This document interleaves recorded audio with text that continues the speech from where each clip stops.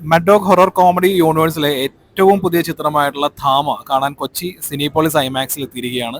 ഈ cinema ഐമാക്സിൽ DMR ചെയ്ത് മറക്കുമെന്നായിരുന്നു ഇതിന്റെ പ്രൊഡ്യൂസേഴ്സ് ആയിട്ടുള്ള മെഡ്ഡോഗ് ഫിലിംസ് പറഞ്ഞത്. പക്ഷേ this following movie has not been enhanced by IMAX and it's not IMAX experience എന്നാണ് ഇവർ ആദ്യമേ തന്നെ എഴുതി കാണിക്കുന്നത്.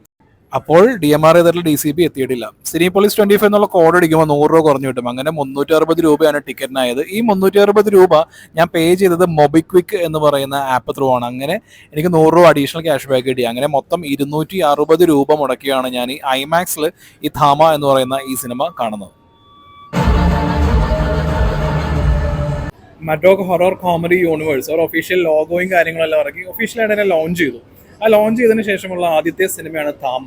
അപ്പോൾ ധാമയ്ക്ക് മുമ്പ് റിലീസായിട്ടുള്ള ഈ മഡ്ഡോഗിന്റെ ഹൊറർ കോമഡി യൂണിവേഴ്സിലെ സിനിമകളായിട്ടുള്ള സ്ത്രീ 2, മുഞ്ചിയ, പിന്നെ ബേഡിയ, ഇതൊക്കെ നോക്കുകയാണെന്നുണ്ടെങ്കിൽ അതിൽ നായകനും നായികയും പരസ്പരം ഒന്നിക്കുക എന്നുള്ളൊരു സംഗതി അവിടെ നടക്കുന്നില്ല. അവിടെ ആ ഒരു സെപ്പറേഷൻ, ആ ഒരു വിരഹം, ആ ഒരു സംഗതിയുണ്ട്. അപ്പോൾ ഈ ധാമയിലേക്ക് വരുമ്പോൾ ഇതിനകത്ത് നമ്മളെ ഒരു വാമ്പയർ കപ്പിൾസ് അതിനെയാണ് പരിചയപ്പെടുത്തുന്നത്. ആക്ച്വലി ഈ വാമ്പയർ സ്റ്റോറി എന്നുള്ള രീതിയിലേക്ക് ഒരു വരുമ്പോൾ ഒരു ഹിന്ദു മെത്തോളജിയിലെ തന്നെയുള്ള രക്തബീജ് എന്നുള്ളൊരു അസുരനെ നിഗ്രഹിക്കാനായിട്ട് കാളി വരുന്നത്, ആ ഒരു രീതിയിലുള്ള ആ മെത്തോളജിയിൽ നിന്നുള്ള ആ ഒരു ഐഡിയയും കാര്യങ്ങളൊക്കെ എടുത്തിട്ടാണ് ഇതിനകത്ത് ഒരു വാമ്പയർ ആ ഒരു കൺസെപ്റ്റ് കൊണ്ടുവന്നിരിക്കുന്നത്. അത് വളരെ ഇൻട്രസ്റ്റിംഗ് ആയിരുന്നു. ആക്ച്വലി അത് വേതാൾ എന്നാണ് പറയുന്നത്. അതായത് വാമ്പയേഴ്സ് തന്നെ സംഭവം, പക്ഷേ ആ വാമ്പയേഴ്സിൻ്റെതായിട്ടുള്ള എല്ലാ വീക്ക്നെസ്സും എല്ലാ സ്ട്രെങ്ത്തും തന്നെയുള്ള വേതാൾ എന്ന് പറയുന്ന ഒരു കൂട്ടം ആളുകളെ കാണിക്കുന്നുണ്ട്, ഒരു സ്പീഷീസ് എന്നാണ് പറയുന്നത്. അപ്പോൾ അവരുടെ ആ ഒരു ലോകത്തിലേക്കാണ് നമ്മളെ ഈ സിനിമ കൊണ്ടുപോകുന്നത്. ഇതിൽ തുടക്കം തന്നെ പ്രത്യേകിച്ച് സമയമൊന്നും കളയാതെ നേരെ തന്നെ ഒരു കഥയിലേക്ക് കടക്കുകയാണ്. നായകനെ പരിചയപ്പെടുത്തുന്നു, നായികയെ പരിചയപ്പെടുത്തുന്നു. പിന്നെ ഇവർ തമ്മിലുള്ള ഒരു ഇമോഷണൽ, അതായത് ഈ ഒരു റൊമാൻറ്റിക് ആംഗിളിലാണ് സിനിമ പോകുന്നത്. അപ്പോൾ നമ്മൾ ഒരുപാട് വാമ്പയർ ഡയറീസ് അല്ലെങ്കിൽ ട്വൈലൈറ്റ് ഇതൊക്കെ പോലെ തന്നെയുള്ള ഒരുപാട് സിനിമകളിലൊക്കെ നമ്മൾ കണ്ടിട്ടുള്ള അതേ കഥാഗതി തന്നെയാണ്. പ്രത്യേകിച്ച് പുതുമയും കാര്യങ്ങളൊന്നും ഇല്ല. പക്ഷേ ഇതിൽ പരേഷ് റാവലിന്റെ ക്യാരക്ടർ വരുന്നുണ്ട്. ഈ പരേഷ് റാവലിന്റെ ക്യാരക്ടർ വരുമ്പോൾ ഉണ്ടാവുന്ന കോമിക് എലമെന്റ്സ് ഇതിന്റെ ഫസ്റ്റ് ഹാഫിന് നല്ല രീതിയിൽ സ്ട്രോങ് സോൺ ആയിട്ട് തന്നെ നിൽപ്പുണ്ട്. ആക്ച്വലി വളരെ ഹിലേറിയസ് ആയിട്ടുള്ള കുറെ സീക്വൻസും കാര്യങ്ങളൊക്കെ ഉണ്ട്. പിന്നെ ആയുഷ്മാൻ ഖുറാന, രശ്മിക മന്ദാന, അവർ ആ ഒരു ക്യാരക്ടർ പിടിച്ച് അത്യാവശ്യം നല്ല ഡീസെന്റ് ആയിട്ടുള്ള പെർഫോമൻസ് ആയിരുന്നു. ഈ രശ്മിക മന്ദാന യഥാർത്ഥത്തിൽ ആരാണ് എന്നറിയാതെയുള്ള ആ നായകന്റെ, നമ്മളിപ്പോൾ ലോക അടക്കമുള്ള സിനിമകളിലാണ് കണ്ടിട്ടില്ലേ, അതുപോലുള്ള ആ കൈൻഡ് ഓഫ് സംഭവം സെയിം സെറ്റപ്പ് തന്നെ ഇതിനകത്തേക്കും വരുന്നത്. ഇന്റർവെലിന് തൊട്ട് മുമ്പ് നായകൻ അറിയുന്നു ഇത് നായിക ആരാണ് എന്താണ് എന്ന് തുടങ്ങിയത്. പക്ഷെ ഇതിനകത്തേക്ക് പിന്നെ കുറച്ചുകൂടി നെക്സ്റ്റ് ലെവലിലേക്ക് കടക്കുന്ന ആ രീതിയിലേക്കാണ് പോകുന്നത്. അപ്പോൾ ഇന്റർവെൽ ആകുമ്പോൾ തന്നെ നമുക്ക് ഊഹിക്കാം ഇനി അങ്ങോട്ട് എന്തൊക്കെയാണ് നടക്കാൻ പോകുന്നത് എന്നുള്ളതല്ല. പിന്നീട് അവരൊരു വാമ്പയർ കപ്പിളായി മാറുന്നു. ഇവർ തമ്മിലുള്ള ആ ഒരു ഇമോഷണൽ ബോണ്ട് കാര്യങ്ങളെല്ലാം സച്ചിൻ ജിഗറിന്റെ പാട്ടുകളിലൂടെയാണ്. ആക്ച്വലി ഈ മഡ്ഡോഗ് ഹൊറർ കോമഡി യൂണിവേഴ്സിൽ വരുന്ന സിനിമകളിലെ പാട്ടുകളെല്ലാം ടോപ്പ് നോച്ച് ആയിരിക്കും. അത് ഞാൻ പ്രത്യേകം എടുത്തു പറയേണ്ട ആവശ്യമില്ല. ഇതിനകത്തും ഗംഭീരമായിട്ടുള്ള പാട്ടുകൾ വരുന്നുണ്ട്. ആക്ച്വലി ഈ പാട്ടുകളിലുള്ള ഇമോഷനും കാര്യങ്ങളൊക്കെ അത്യാവശ്യം നല്ല രീതിയിൽ വർക്ക് ആവുന്നുണ്ട്. പിന്നെ ഇത്രയും നാൾ മഡ്ഡോഗിന്റെ ആ ഒരു ഹൊറർ കോമഡി യൂണിവേഴ്സിൽ വന്നിരിക്കുന്നത് ക്ലൈമാക്സിലെ ക്യാമിയോ ആ രീതിയിലൊക്കെ ഇതിനു മുമ്പുള്ള ക്യാരക്ടേഴ്സൊക്കെ വന്നിട്ടുള്ളത്.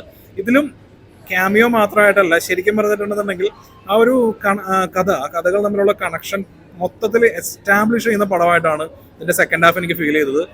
ഇതിന് ഈ യൂണിവേഴ്സിലുള്ള ബാക്കിയുള്ള കുറച്ച് ക്യാരക്ടേഴ്സ് എല്ലാം ഓഫ് കോഴ്സ് ഇതിനകത്ത് ക്യാമിയോ അല്ല, മെയിൻ റോളായിട്ട് തന്നെ വരുന്നുണ്ട്. ആക്ച്വലി ഇതിന്റെ കോൺഫ്ലിക്റ്റ് എന്ന് പറയുന്നത് നമുക്ക് ചിലപ്പോൾ വളരെ ഫെമിലിയർ ആയിട്ടുള്ള സംഭവം തന്നെയാണ്. വാമ്പയേഴ്സ് വേഴ്സസ് വെയർവോൾഫ് ആ സംഗതി തന്നെയാണ്. പക്ഷെ ഇതിനകത്തേക്ക് അടുത്തത് ഇനി അങ്ങോട്ട് എന്തായിരിക്കും എന്നുള്ള ആ ഒരു ആകാംക്ഷ നൽകുന്ന ഒരു എൻഡിങ് ഒക്കെ ഈ സിനിമ നൽകുന്നുണ്ട്. പിന്നെ മൊത്തത്തിൽ സിനിമ പറയുകയാണെന്നുണ്ടെങ്കിൽ ഞാൻ പറഞ്ഞല്ലോ, ഇതൊരു ഹൊറർ കോമഡി എന്നതിനേക്കാൾ ഒരു റൊമാൻറ്റിക് കോമഡി എന്നുള്ള രീതിയിലാണ് സിനിമ നീങ്ങുന്നത്. പിന്നെ പെർഫോമൻസ് വൈസ് ആണെന്നുണ്ടെങ്കിൽ ആയുഷ്മാൻ കൊള്ളായിരുന്നു. ആയുഷ്മാന്റെ കോമഡി ടൈമിനെ കുറിച്ചൊന്നും പ്രത്യേകിച്ച് എടുത്തു പറയേണ്ട ആവശ്യമില്ല. ആ ഒരു മിഡിൽ ക്ലാസ് ഡൽഹി ബോയ് ആ ഒരു സംഭവം തന്നെ.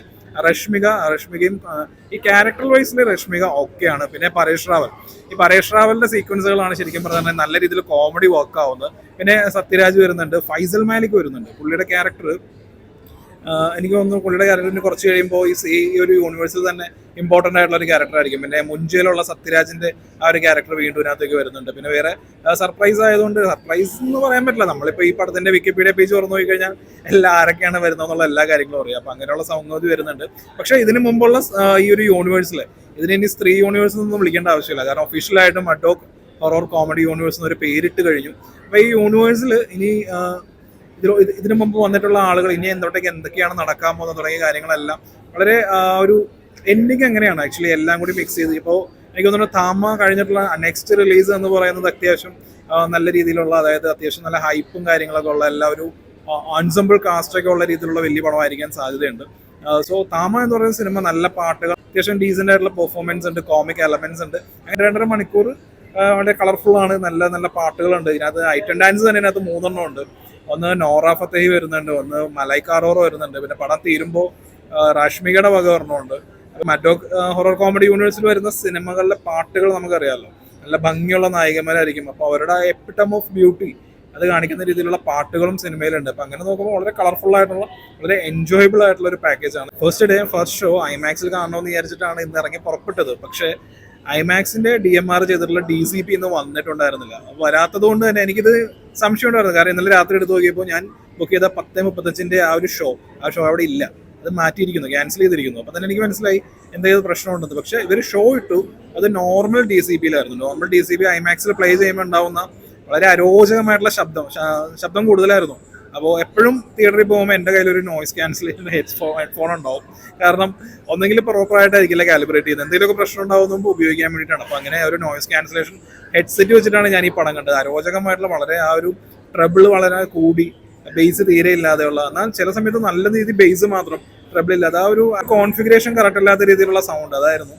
അതുകൊണ്ട് തന്നെ ഐമാക്സ് DMR ചെയ്തുള്ള DCP വന്നിട്ടുണ്ട് എന്ന് ഉറപ്പാക്കിയിട്ട് മാത്രം നിങ്ങൾ ഐമാക്സിന്റെ ടിക്കറ്റ് എടുക്കുക. നോർമൽ തിയേറ്ററിൽ കാണാവുന്നതേ ഉള്ളൂ, ഒരു ജസ്റ്റ് വൺ ടൈം വാച്ചബിളായി എൻജോയ് ചെയ്യാവുന്ന ഒരു സിനിമ.